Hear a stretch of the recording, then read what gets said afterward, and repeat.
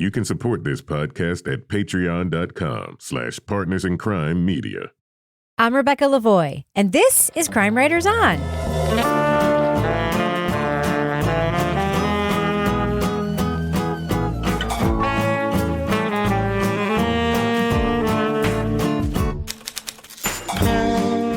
Crime Writers On is the original true crime review podcast that digs into true crime, pop culture, other podcasts. And on this episode, a Georgia couple's newborn died 12 hours after coming home. Police said it was murder. Their lawyers say it was medical. We'll talk about Season 11 of Breakdown, 3 Days in May, from the Atlanta Journal-Constitution. Joining me to get that done and more is true crime author, TV journalist, and host of These Are Their Stories podcast, my husband and love of my life, Kevin Flynn. Hello, Kevin. Hello, Rebecca. Also with us, private investigator, certified pet detective, resident cat lady, and author of The Final Curtain, Laura Bricker. Hi, Laura. Hello, everybody. And finally, our captain of cynicism, author of the City Trilogy, host of Rip Current, More Like Ancient Aliens, and Strange Arrivals, plus, of course, our book club podcast, Toby Ball. Hi, Toby. Hey, Rebecca. So, Kevin, we're back. We are back. We're doing twice a week again, yes. So what's coming up on Thursday's show? Well, on Thursday, we're going to be talking about the podcast from iHeart Podcasts and BBC Studios. It's called Hands Tied. So, Kevin, I want to give you a quick chance to plug your annual fundraiser. Would you like to do that? Yeah, it's the Walk a Mile in Their Shoes fundraiser where I go and I put on a pair of high heel shoes.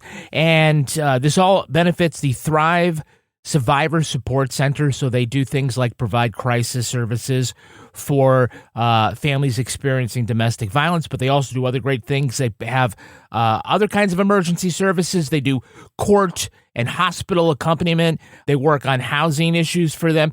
So just because you come in a crisis doesn't mean that the services that you need are no longer needed. Yeah. So there are all sorts of things where they've expanded their reach here. And so, again, I'm asking folks, if you would, could you support me in my walkathon by going to crimewriterson.com or seeing us in the socials, but clicking on the link. It'll be in all the show notes. And if you could just support us by making a small contribution. And if you can't do that for us here in New Hampshire and you'd rather do something for people closer to where you are, then you should do that too, because it's all good stuff. You should, but you should support Kevin because we are very competitive about him being the reigning champion. It's 2 years in a row, baby. Biggest fundraiser, reigning champion. Gonna have to do it. Come on, Crime Writers On Nation, let's do it. And thanks everybody who Go for already the has. three-peat. That's right. Three-peat. Yes. Ooh. Who, Patriots couldn't do it. The Chiefs couldn't do it. I think I'm going to be the first three-peat. Funny about last year's walk. They have a 50-50 raffle that they do when you're there. They, sell it. It's beautiful. It's been a beautiful day, like the last 8 times this has happened. And you're outside in front of the Capitol in Concord, New Hampshire. And, they walk around. They're selling tickets. And I bought some 50-50 raffle tickets last year. And I won. Mm-hmm. And I don't know how much I won because I instantly said, because I was in front of all these people, I'm donating my winnings to the cause, right? Yeah. That's what you're supposed to do. That's exactly what you're supposed to do, yeah. It's what you're supposed to do. But all year long, I've wondered, how much did I donate? I have no idea how much I donated to Walk a Mile, so I hope it was more than just the tickets I bought. I think it was. I think your donation helped somebody in need get emergency housing. So I'm not saying I regret not taking the money. I don't know. It feels a little like you regret taking the money. No, I'm just curious about how much. You wanted a tax write-off. It's true, but I'm curious about how much. Aren't you a little bit curious about how much I would have won? Nope. You want to know how generous you were, Rebecca, is what you're trying to say. Exactly. Was I kind of generous or was I super, super generous? Was I really magnanimous and really sacrificing? Or was it just like, okay, you can have $20? All right, Kevin, so should we go ahead and talk about the podcast we're talking about this week? Yeah, let's do it. All right, leading off.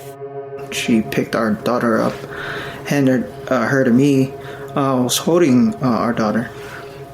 And for a little bit, she says, hey, what's that on her forehead? I said, what are you talking about?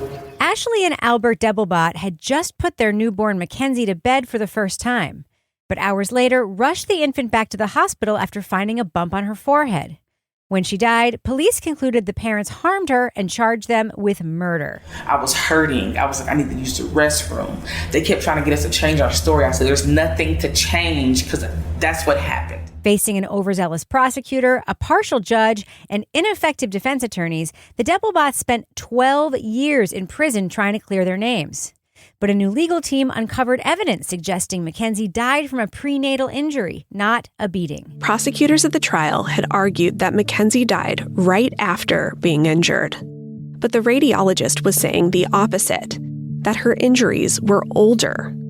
They could have happened at the hospital during birth, or even in the womb. Season 11 of the Atlanta Journal-Constitution's investigative series Breakdown, 3 Days in May, looks into the Debelbots' complicated case. Hosts Bill Rankin and Tamara Stevens recount the investigative rush to judgment, the flawed trial, and the evidence pointing to a medical cause of the baby's death, not a criminal one. Spoiler alert, we're going to be talking about plot points from Breakdown, 3 Days in May. So if you want to remain spoiler-free, go to the estimated time code in our show notes for our thumbs up or thumbs down reviews. So, Laura Bricker, we know that Bill Rankin recently retired from the AJC. Mm-hmm. What was it like hearing him in this podcast? I have to tell you, I got a little emotional. It's like the soothing sound of Bill Rankin's voice comes on, and it's like your favorite pair of comfortable slippers that you put on when you sit down next to the fire and settle in for a good story. I've covered courts for 30 years, and let me tell you, that's a risky gambit. Typically, defense attorneys want as much time as possible to examine the state's evidence and to line up expert witnesses. I've seen defense attorneys take a year or more to prep for trial. You know, of course, I can only hear Kevin's voice a lot of the time when I'm listening to Bill Rankin now, but... Hi, I'm retired. But I was like, oh, Bill Rankin. And then I'm like, oh, this is somebody who understands the court process. He's a fantastic reporter. Hi, do you know what voir dire is? Oh my God, that's the next one where they can't say that word right. But it was just, he's not going to tell you a story that's not worth hearing. And so I was like, okay, Bill Rankin. And then I hear Kevin's voice again. Let's go, Bill Rankin. Let's hear what you got to tell us this time. And then I was like, my head explodes. I want to talk about the storytelling a little bit. Toby, the first episode is really a setup episode. And that can be difficult to pull off. How do you think the first episode fares in the podcast as a whole? Yeah, I'll be honest. I thought the first episode was probably the weakest. I thought it was a little slow. I mean, you get a sense because it sort of starts off with Bill talking about like his sort of emotional reaction to becoming a father for the first time, which was good, which is a good setup. But, sort of the calm, reasoned approach that I think really works well for the crime stuff. For the sort of establishing the relationship stuff, I was kind of wishing there was a little bit more, at least foreshadowing of what was going to be happening. Because I kind of listened to it and I was like, okay, can we move on to the actual story? So anyway, that was kind of the way I felt. It makes up for it later. But I thought the first episode was a little bit flat, in my opinion. I'll tell you, Toby, the way I felt in the first episode, I just had this feeling of dread. Like the whole time I was listening. And also the second episode, like, it's a dreadful story. Let's be honest. Yeah, 100%. But that these two people are going to be arrested for murder. I mean, otherwise they wouldn't be making a podcast about them. And the subject matter is so dark. And the whole first episode, I agree, it was a little bit slow. And like my discomfort and dread was protracted because of that. But Kevin, when we first hear from Albert and Ashley, what did you think their circumstances were? Well, I mean, you're right that we start off showing up at Ashley's house or something like that. So, I mean, that signals to, the mystery crowd here that she is not incarcerated at the moment. But it sounded to me, just because of the audio quality here, that maybe Albert was still in prison because, it's very Zoom call-y.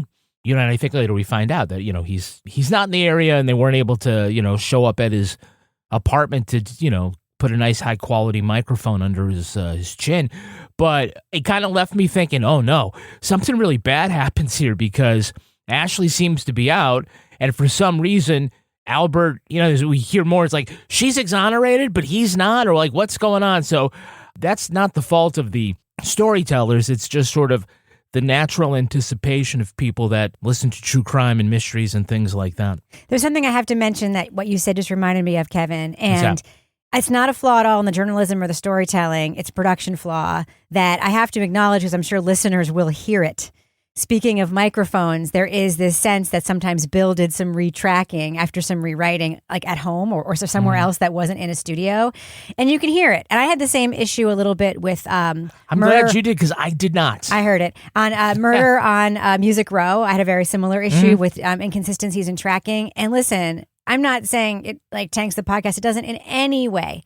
But I always would advise producers, just do your best to replicate it or just have the person read the whole thing. I know that's a lot of work, but then at least you have consistency that doesn't jar you out of the story.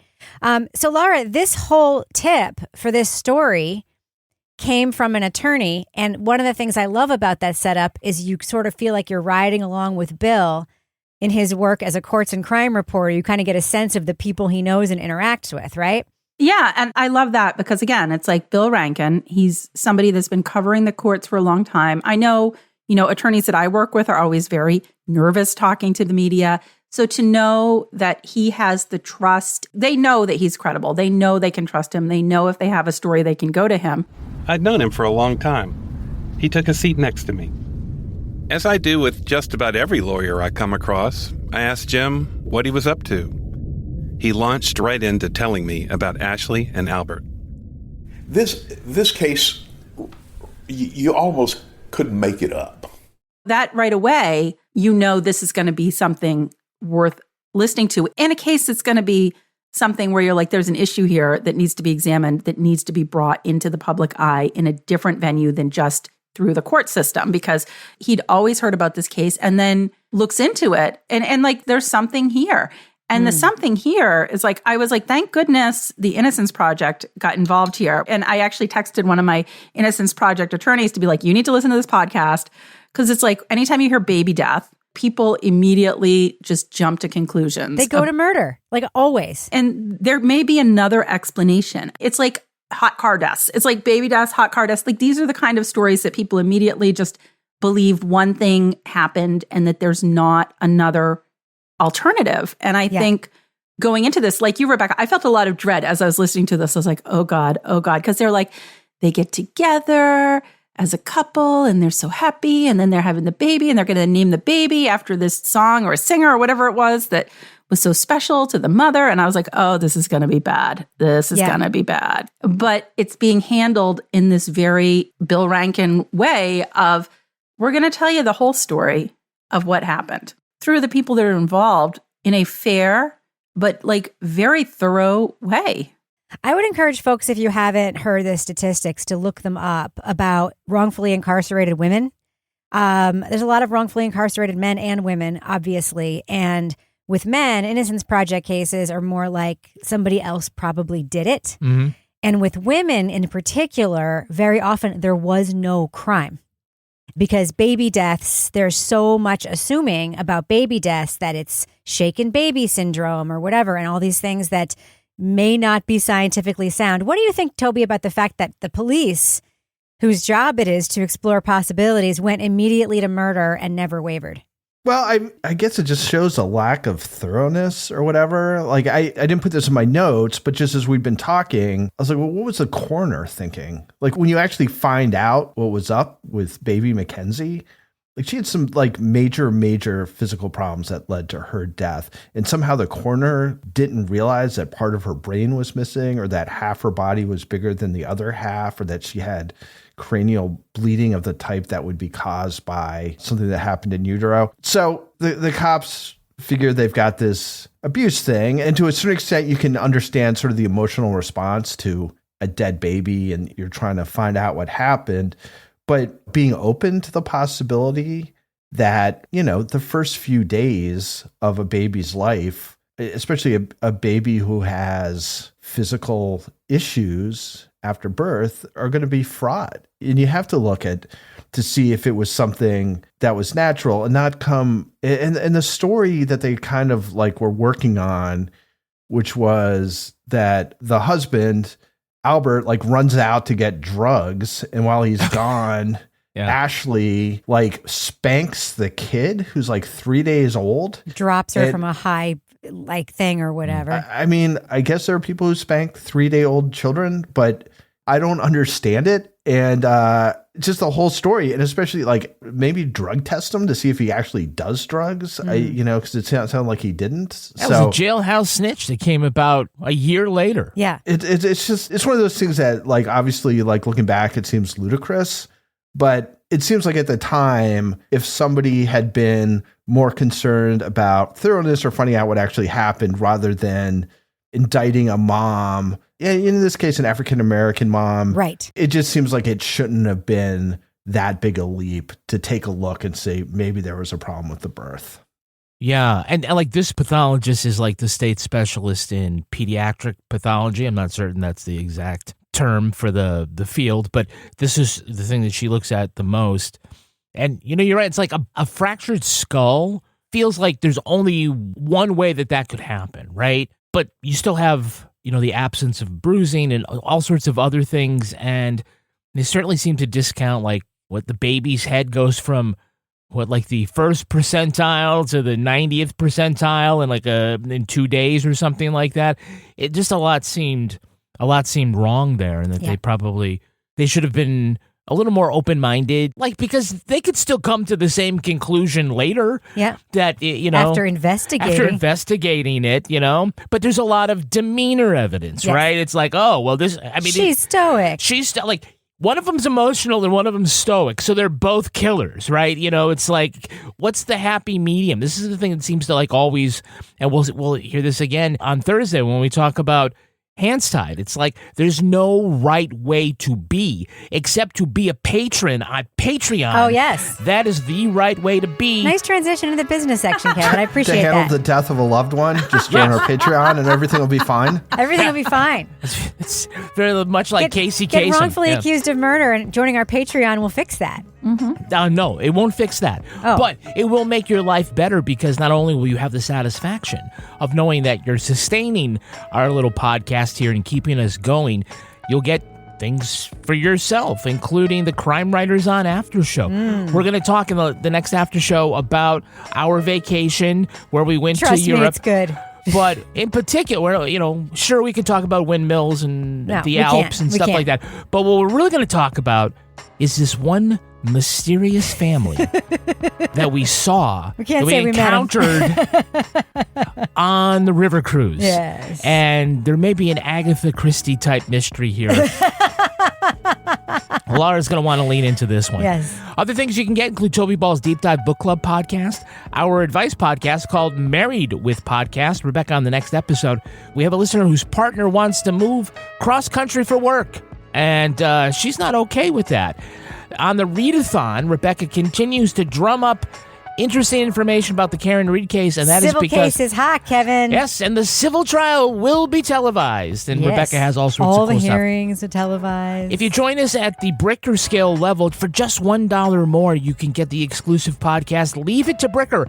And Laura has been busy churning out not only a 3-part series, but she also was able to, I think, solve the mystery of the Peppermint Patty Bandit. I don't know if I've solved the mystery, but I found the man that had been dodging me all summer actually on the side of the road, pulled a U-turn and went back and confronted him on the side of the road with the man that is our longest running Santa Claus who was with him. And I was like, Santa, what the fuck's going on here? Jesus fucking Christ. Wait, you confronted this guy? Oh, no, like I literally, you got into his face? I'll give you the setup. I was on the phone with Lance, and all of a sudden I go, there's that fucking Peppermint Patty guy who's been blowing me off. And he goes, go get him. And I just popped You live in a Hallmark movie. You live in a Coen Brothers movie. You live in a snow globe is what you live in. I was like, hey. And he's like, no. I go, you're not getting away from me. Yeah. We're getting to the bottom of this. Let's go. Let me record this. Was he like, under what authority are you questioning? No, he's an odd, Toby, he's a dude who's been putting up Peppermint Patty, like, don't throw away signs around town. Like, he did tell me he was making a tinfoil hat when I talked to him, so. Yeah, he should lend it to you. Everybody wants to join Patreon now for that story. I know Bill Rankin's like, I don't know what's in my pension, but I have to get $6 a month. Ronan Farrow's like, I must listen to that. I must listen to this. If you join us at the Let's Do What We Do level, you'll get all these episodes early and ad-free. And if you become a deep diver, You get all that too, plus this little exclusive bonus where you get to watch Toby and his guest record the deep dive. You can take part in the chat section. If you raise your hand, he'll even let you on the actual podcast. Ooh. It's fantastic. Oh, wow. Toby, the most recent book that you did, and I didn't take part or listen because I was on vacation, but you guys talked about The Adversary. How was that discussion? It was good. I mean, I think we had some differing opinions about the book, so it's always it's always good to kind of hash that out. And it was a little bit different than the stuff we've been doing recently. It's sort of the Truman Capote school of sort of the real life novel. With some bullshit thrown in. Mm-hmm. I do want to briefly tease. The next book is The Art Thief by Michael Finkel. One of the guests will be Bill Rankin. So if you are a Bill Rankin completist, this is your chance to hear him again. Maybe your last chance. Who knows? Yeah. And we've got a couple of other guests to go along with them. So, yeah. Bill's like, I don't want to be in front of a microphone anymore. No, I'm not. Yeah. I'm just kidding. Bill, you can come back anytime. Anytime. I think we've piqued everybody's interest here. If you would like to find out more about us, you can join us for free on Patreon. You get a free trial. Patreon.com/Partners in Crime Media. And even if you don't want to do that, if you go there, you can listen to at least the first 3 minutes of every episode. You get a preview of everything we put back there, absolutely free. You can even, if you just want to buy one episode, you can even just purchase one episode. It's fine. We're just here to please. Yeah. All of that at patreon.com/Partners in Crime Media. Kevin, does thus end our business section? Thus ends the business section. All right, let's fade that music out. All right, so Laura, after Ashley and Albert are arrested and then finally indicted a year later for this alleged crime, this case and the trial in particular is wild. Talk to me about the fact that they were not allowed to bring their own medical experts into the trial. So I'm listening to that. First of all, I'm like, okay, baby death case. First thing I would do if I was a defense attorney, and if I'm supporting a defense attorney as a defense investigator, is find an expert witness to review this baby's medical records and render an opinion. And, Ashley and Albert both have different attorneys. Their attorneys take a different tact. Like, Albert's attorney doesn't even call a medical expert. Like, what the fuck? Ashley's attorney... He's using the nice guy defense. Ashley's attorney tries, but the doctor has a scheduling conflict, and the judge is like, yeah, whatever, we're not taking your medical expert. And I'm like... 2 weeks!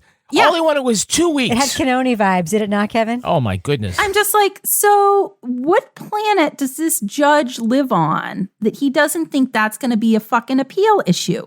And also, that's not fair. That's when I just started to, lose my mind, because I'm like, okay... So they're not allowed to call the medical experts. Albert, poor Albert, he just got railroaded. But then later, when you actually hear about the medical expert evaluating the records for this child, and you hear about, okay, there were blood clots that formed before the baby was even born. This blocked circulation. This caused issues with bleeding. This caused pressure on the skull. The skull wasn't fully formed. It was too thin in certain areas. Think about that then going through the birthing process. And so they have an expert who actually evaluates this. And so basically this baby would have essentially not survived, right? I just was like, what is wrong here? Do people not know how much emphasis is now in our criminal justice system on re-examining cases where there are potential wrongful convictions? And if you want to prevent that, maybe you should do your job the first time and let the process be fair, Judge. So that was my take on him. And I was like, woo, okay, I'm going to... Yeah, my take on him was that he was a fucktard. I really hated this guy. Thank you. With the judge. The judge. Yes. Yeah, absolutely, the judge. Racist fuck. Yeah, because he comes in as, a former prosecutor, and that doesn't mean that prosecutors can't be impartial judges when they get on the bench. Yeah. They absolutely can. But, talk about, letting your colors show. And... Then what about this thing here where the prosecutor during summation is for reasonable doubt, it doesn't have to be 90%, doesn't have to be 70%, just maybe 51%. Doesn't have to be 51%. Nah, it doesn't have to. It just has to be whatever you think it is. Because anybody who's gone to law school knows, if they paid attention, that that's not right. So is the prosecution regularly telling jurors in Muskogee County that they don't have to be 51% sure to convict somebody? No, it was just throwing numbers out there, Your Honor. Even though that wasn't an issue that they were appealing the first time to the state Supreme Court, that the justices are like, WTF with this? That prosecutor was there doing the appeal. Why would you possibly say that? I was just saying words. It was just words. Just words. I was That's just not using even words. the preponderance of evidence. Yeah. In a in a murder trial. Yeah, so I'm definitely glad that was the reversible error, but they really need to be. I mean, it's great that charges weren't pursued. It was so bad, Kevin. I mean, this is a relatively conservative Georgia Supreme Court. I looked up the judges and who they were talking about. You know, not overturning a lot of cases. And that's how bad it was. And the justice that Bill Rankin pointed out is a big, heavy hitter on the national stage and a real, we'll call him a judicial influencer among other federal judges and stuff. For the Supreme Court. Yeah, I mean, this was the guy that Mike Pence went to say, can I really, as the vice president, throw these votes out? And he's like, no. So he's just, so the fact that, he drove that point home was really important. Toby, I just want your final word on the judge in the original trial, because Bill and Tamara did a really good job not just saying, we don't know why the judge did this. They actually did a dive into the judge. What did you think about that and what they learned? Yeah, well, Laura said, what planet is he from? And I think the planet is Jim Crow. Yeah. They bring up his history as a prosecutor, which is that in murder trials involving black defendants, he would strike all the black potential jurors from the trial. So what'd you think about his notes when he made those strikes? Oh yeah, and it was fat, lazy. I mean, I don't know anything about him other than what I've heard on the podcast, but he comes across as sort of an unreformed, old school racist, right? He's Doug Evans. Yeah, I mean, it's similar. I mean, it's a similar thing. This whole situation just seemed like such a clown show, but in a way that felt very predictable, in that you've got a judge who's got a racist past. I mean, there's no way I think you can get past that given the reporting that Bill and Tamara did. He's making decisions that severely disadvantage the two defendants, one of whom is black, one of whom is a Pacific Islander. There's a point at which he directly questions Albert. Very Cannoni-esque. And as part of his question, basically states that he believes that the baby was bludgeoned to death. So that gets put into the juror's mind as this supposedly impartial judge buys that part of the argument. I think you got freaking Albert's lawyer, who feels like one of those guys who's just too clever by half, where he's like, all I'm trying to do is get you off. And if that means somebody else has to go down for it, so be it. And his theory of the crime is that, yeah, Ashley beat the child to death and that Albert is covering for her. So it just is is that really the guy you want in your corner when, your story is completely different and your story is actually the truth? And then he ghosts Albert after the trial. So Albert is just such a tragic figure in that he comes from the Palau, which I believe is one of those tiny island nations that are being subsumed by the Pacific Ocean as sea level rise occurs. And he comes to the U.S. because people from Palau can join the U.S. Army. And then fucking everything just goes completely sideways. He gets screwed left, right, and center by the Justice Department, and then he gets eventually let out of prison after divorcing Ashley while they're in prison. And is, he has to pay the Army his bonus back. Mm-hmm. Yeah, it's an incredible, for a guy who didn't do anything, it became this incredible nightmare in a foreign country.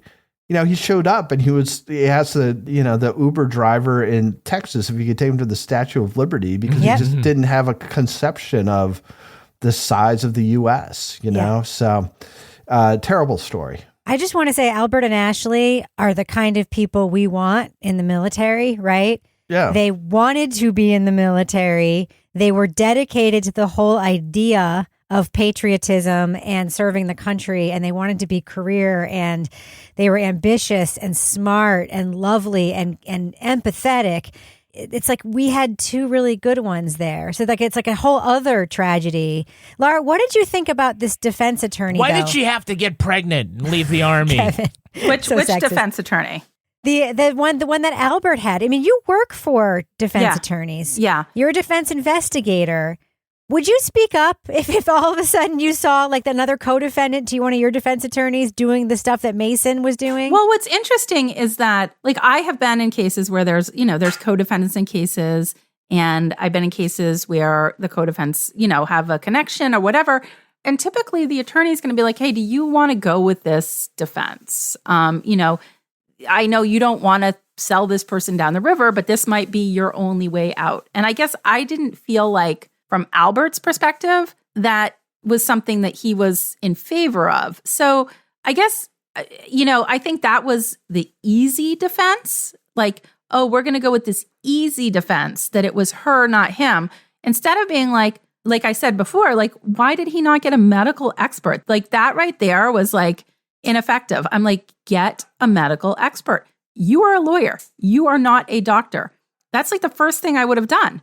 And I feel bad for Albert in this whole situation, and I know others do as well, because it's like at the end, they're not married anymore. She's gone off with her new partner and followed them to Colorado, and Albert's really in a bad position, and he's in a bad position after taking the advice of this defense attorney who... This loser defense attorney. Well, I'm trying to be... I don't know this defense attorney, but I'll say it. He took the advice of this attorney who essentially gave him the easy way out, which he thought was going to be the easy way to not guilty. But that didn't stay true to, like you were saying, Rebecca, who Ashley and Albert were. Like, these were honorable people. These are people that joined the military because they wanted to join the military. These are people that were decent human beings. They were good human beings. And I feel like the defense that they put forward for Albert really doesn't match who he was. And I think they were not loyal to who he was as a person, but also a client and also a defendant in this case, because it's like they just put this bullshit defense on. And I'm like, no. Yeah. So they're convicted, Kevin. Mm-hmm. And then we learn about the appeals process in this case and what happened after. Thoughts? Well, I mean, Ashley gets out, although she is still accused of killing her own baby, and she gets a job from her parole officer babysitting, watching his kid. Amazing. And I was like, what the actual fuck? And I'm yelling at my own AirPods and just waiting for somebody to say something. And finally, Bill Rankin comes in and says, yeah, that's something. Wow. I don't know if I would have done that. But what did you think about the appeals and how frustrating it was? This judge was like, no, I mean, yes, there's a lot of evidence here, but I don't believe any of it. Yeah. I mean, I think it's always sort of, hammer and tong when the state goes up against somebody appealing a conviction. And I think, somebody in Hands Tied, again, what we're talking about next time, says that it's easier to put an innocent person in jail than to get an innocent person out of jail. And it just feels like it's because that's the way the system is set up. Yeah. I'm a prosecutor, I'm the appellate attorney. My job is to keep you in jail. Yeah. But it just seemed like, and I'm going to take the word of the journalists on this, who are the impartial observers, but with a lot of experience here, that this was particularly hard fought, and the state was particularly obstinate in the way it would, just fight this appeal and about evidentiary stuff, and kind of makes you wonder if they sense that there was something wrong here. Yeah. But, that's just sort of like, when the system is a hammer, everybody's a nail. Kevin, I totally hear what you're saying as you were saying that, because I think one of the things, and I say this a lot, is like I work on a lot of cases as a defense investigator, and the worst feeling is when you have an innocent client and how stacked the system is. Like, that feeling is the worst, and it shouldn't be that way. So, Toby, we talked about the racial component of this, and I found myself wondering the whole time, if this couple were white, would they have had the same experience? I can confidently say they would not likely have had the same experience, but they also didn't have the kind of access to legal representation as, say, a Karen Reed did, right? Ashley's mother mortgaged their house. Her parents mortgaged their house that they had paid off. And Albert got a public defender, and his public defender was assigned to this guy who sucked. So what do you think this demonstrates for the audience? Well, I mean, I think for the umpteenth time, you need to have the resources to get good representation, or you're kind of screwed. It's not a quest for the truth. It's a competition between two attorneys. And if your attorney is not good, you're going to lose. So when you said if it was white people, if it was poor white people, maybe there's some question. I think middle class or wealthy white people, no question, they wouldn't have gotten to the situation. And if they did, it's wealth, right? Wealth is so pervasive in the justice system, whether you have it or whether you don't. And it starts with like cash bail, who you can afford to have represent you. You know, can you bring in experts, all this kind of stuff. And it just puts poor people at a disadvantage. And then I think if you're poor and you're not white, you also have the disadvantage of a justice system that a lot of times sees you as a perpetrator rather than as a person when you're sort of brought into the realm of a criminal act. I'll just say I want to really commend Bill Rankin here because, and I don't know if it was because he's on his way out or because like journalism has changed in a really positive way and he's working with people who, you know, maybe have sort of influenced the way that he's willing to present a story to an audience. We have this DA who drops the charges, basically, and that's how they get free eventually, because they do win a new trial, and then he says, I'm not going to try them because the evidence shows that they didn't do it, right? Mm-hmm. And then the new DA is like, no, I believe that medical investigator. I don't need to look at anything. And Bill's like, well, tells the audience, I don't believe these people killed their baby. My opinion is not central to Breakdown. What is central is my reporting and Tamara's reporting. We meticulously gather facts to build a narrative. But I'm going to break my own rule and share my opinion here. I do not, for 1 second, think Ashley and Albert killed their daughter. And he basically acknowledges that that's not something that a journalist would typically do.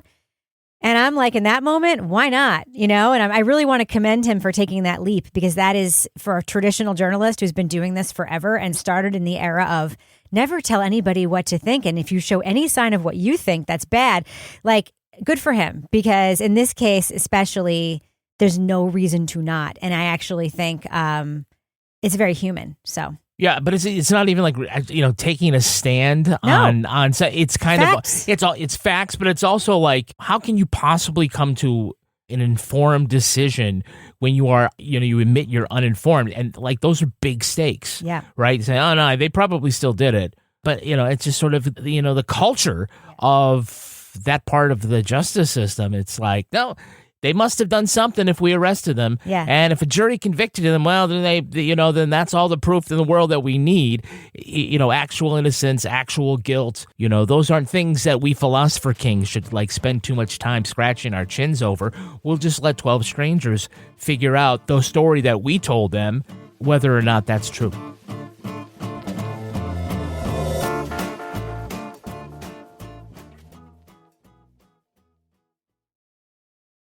All right, let's do what we do. Let's let our listeners know, should they check out the latest season of Breakdown? It's called 3 Days in May from the Atlanta Journal-Constitution. Laura Bricker, thumbs up or thumbs down for season 11 of Breakdown? Well, I want to give a thumbs down to never being able to hear Bill Rankin again. Oh, thumbs down. Yeah. But this is a thumbs up. Breakdown is one of those podcasts that we've been listening to since the beginning.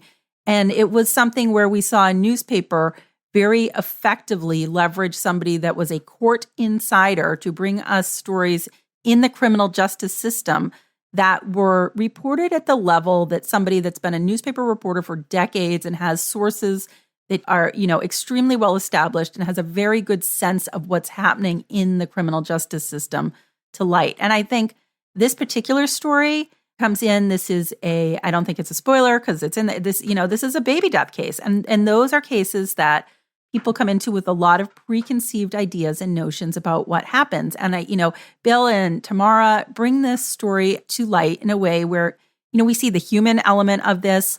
We hear from the people that are involved, and there's a resolution in this. There's an ending in this story that makes the listen worth it. Not only the ending to the case, but the ending to Bill Rankin's career. So this is a big thumbs up for me. Toby Ball, thumbs up or thumbs down for season 11 of Breakdown? Yeah, I'm a thumbs up. I mean, I don't want to make this a review of Bill Rankin. Let's do it. We love Bill Rankin. Because I've spoken at length at other times, other than I'll just say that, like, in the sort of immediate post-serial thing where it seemed clear that true crime was a good genre for podcasting, right? And so you had all these different people sort of trying to figure out where they fit into it, and you had people who were just like kind of into true crime and citizen detectives and all this stuff. And Bill was one of the first people who was like a journalist and brought journalistic practices and rigor to it, and I think was very influential in that way.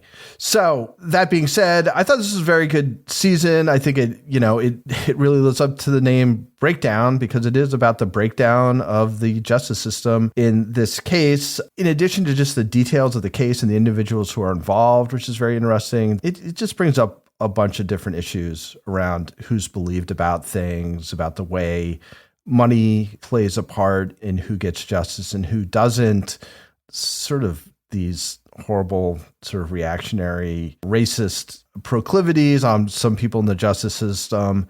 So it's all that, it's very well written. The narration is really good. They've got good interviews, all that stuff. So yeah, strong thumbs up. This is a good swan song for Bill. Kevin Flynn. Friends, Romans, countrymen, I come not to praise Bill Rankin, I come to bury him. No! There's a true crime podcast. Harsh. It's just Julius Caesar. He actually, come on, you remember, he didn't actually, he was a backhanded compliment. Anyway, I come to praise Tamara Stevens. Bill, as we know, we don't need to lionize him any further. He's great. He's definitely solid. And it's my hope that Tamara will get the opportunity to continue doing this podcast and continue doing the good work that she has done. And, as if you know anything about where the Atlanta Journal-Constitution is now, they are no longer going to be printing. Mm-hmm. They're no longer going to be doing a paper. So, hopefully this is Breakdown ends up being a way to sustain that journalism. The difference with this season of Breakdown 11 here, is that a lot of the earlier seasons were kind of following stuff in action. Some of it was kind of real time, or at least, they haven't always sort of done this kind of story where it's more like a look back and I'm going to tell you what happened. So in that way, it's hard to compare to some of the greater seasons, including taking on the Trump grand jury case. But this is still solid reporting. And let's hope that Breakdown 11 is not the last, and we get, Breakdown dozen, Breakdown 12. It's like Ocean's 11, right? Let's go for Breakdown 12. Thumbs up. Yeah, thumbs up for me too. I just want to say this is a very hard listen. I had a lot of feelings of dread while I was listening to this podcast, and it's not like, hey, I can't wait to listen to it again. It is a great story, well told, well produced, beautifully written. And I want to say my favorite thing about the AJC's Breakdown series, and Bill really was the pioneer of this, and Tamara is picking up the mantle, is it's not just doing investigative journalism and packaging it as true crime, which we do at NHPR, by the way, too. Like, investigative stories are packaged as true crime, and people listen to them, and there's a lot of crossover. There's a lot of accountability journalism there. But Bill does a thing that other journalists don't do. He is transparent about how the journalism works. And he's transparent about the effort it takes to do X, Y, or Z. And he's transparent about the process of journalism. And I feel like when somebody listens to this podcast who's also listening to narrative series by untrained journalists or by citizens who have just said, hey, I decided to do this, so now I'm investigating it. I think they learn how journalism is supposed to work from someone like Bill Rankin. And I think that's a legacy. And I think Tamara is doing a great job of that too. And I also hope that the Breakdown franchise continues. And I really hope they don't stop doing that. Because in 2025, journalism is almost gone. And when you see how it's supposed to work and you're told this is how it's supposed to work, guys, like, that's important. And that's a mission beyond just getting a story out there. So keep it up. Big thumbs up for me for this season. And thank you for making it. Now it's time for my favorite part of the podcast, a little something I like to call the Crime of the Week. Crime of the Week! A California squirrel has gone nuts, attacking 5 residents in a quiet suburban neighborhood. Authorities in San Rafael say the wild animal has sent 2 people to the emergency room after jumping all over them, clawing and biting them in broad daylight. Residents have been spreading the word, hanging up flyers that say, quote, attack squirrel, beware, and this is not a joke. This is not a joke. It also has a photograph of a brown squirrel jumping directly toward the camera with claws splayed like Superman. Squirrels don't spread rabies, but the rodent has inflicted some nasty lacerations. Officials think the squirrel has been fed so frequently by the public that it's lost its natural fear of humans. They're reminding people to not leave food out and also to protect their nuts. So, panel, this would be an unpleasant encounter when you're out for a walk. Laura Bricker, what would you do if you were confronted by an angry squirrel? Well, I would bring one of my 3 cats who have literally killed every wild animal in my condo development, and they just carry some clout when they come walking in, so I'm not afraid. You wouldn't turn your car around and confront it? Well, I might, but that's only my Mini Cooper. I don't want to damage my car. What about you, Toby Ball? What would you do if you were confronted by an angry squirrel? See, I don't have to speculate about this because I've actually experienced this in DC. There are these black squirrels that are very, very aggressive. I don't know why. I don't know if it's an evolutionary thing or what, but there was more than once that I had a squirrel like kind of take a run at me, and I did not realize that squirrels don't give you rabies. So my reaction was to jump up on the hood of a car and sit on it so the squirrel couldn't get to me. Because when this happened, I was like, I'm either going to run, I'm going to jump up somewhere where it can't get me, or fight I'm just back. going to... It's a squirrel. Where do you think you can jump that a squirrel can't get you? At the top of a car. They That's couldn't all get they me do. up there. All they do is jump on shit. I know, but they've got those claws. So they don't have to jump very high to begin with, and then they can just crawl up. But they can't sink their claws into a car. Anyway, the third possibility was to like stomp it to death, which seemed a little intense. So yeah, I just hopped up on a car. It found some other victim, went after him. I yelled, "Here comes the squirrel," and went on my way up to the Safeway. Kevin, what would you do if you were confronted by an angry squirrel? Well, I wouldn't stomp on him. Toby didn't either, to be fair. No, but I probably would just, find its natural predator, which is the barred owl. That's right. So finally, those homicidal owls might come in handy. Yeah. Either that or call the National Guard. Listen, this attack was meant for me. You know why? Why? Because I'm super ADHD and I would be like, squirrel! I'd be spotted first. All right, that's going to do it for us. Laura Bricker, if folks want to follow you online and say hi, how can they find you there? You can find me at Laura Bricker on Instagram and Blue Sky. What about you, Toby? Where are you? I'm at TobyBall NH on Blue Sky. I am at TobyBall603 on Instagram. And listen to More Like Ancient Aliens. I think our most recent guest is Amy Mann from Till Tuesday. We know who Amy Mann is. Hush, hush. Yes. So we had a fun conversation about the transdimensionals. All right, what about you, Kevin? I'm at Kevin P. Flynn. You can find me everywhere at Reb Lavoie, and yes, I'm still on Twitter. Sorry, I just can't quit it. It's just so weird. But I'm also on Blue Sky, and I'm also on Instagram. Follow the show everywhere at Crime Writers On, including TikTok, including YouTube, including Instagram. Follow us everywhere. But mostly you should join our incredible Facebook group. It's rad. Find us on Facebook. There's a link there to join the group. Get episodes early and ad-free and everything else we make at patreon.com/partnersincrimemedia. Our theme song was composed and performed by Tyler Gibbons, and our editor is the really terrific Livy Burdett. The EP of this show is Kevin. This show was recorded in Studio C, the closet in our basement, where we also, at least 51% of us, wish Bill Rankin a very happy retirement. On behalf of all the crime writers, thanks so much for listening. We will catch you later. Leading up to this, can you post us in our Facebook group, like some pictures of your shoes or some pictures of you walking in these shoes to prepare strengthen your feet before this race? Laura, because I've seen these shoes. He prepares more for a baseball game umpiring than he does for this actual thing where he has to walk in high-heeled shoes. You're going to have to rub his feet afterwards, Rebecca, after he walks a mile. This was his choice, man. My choice. You're going to get out some lotion? For the feet? And rub his feet. Look at Toby.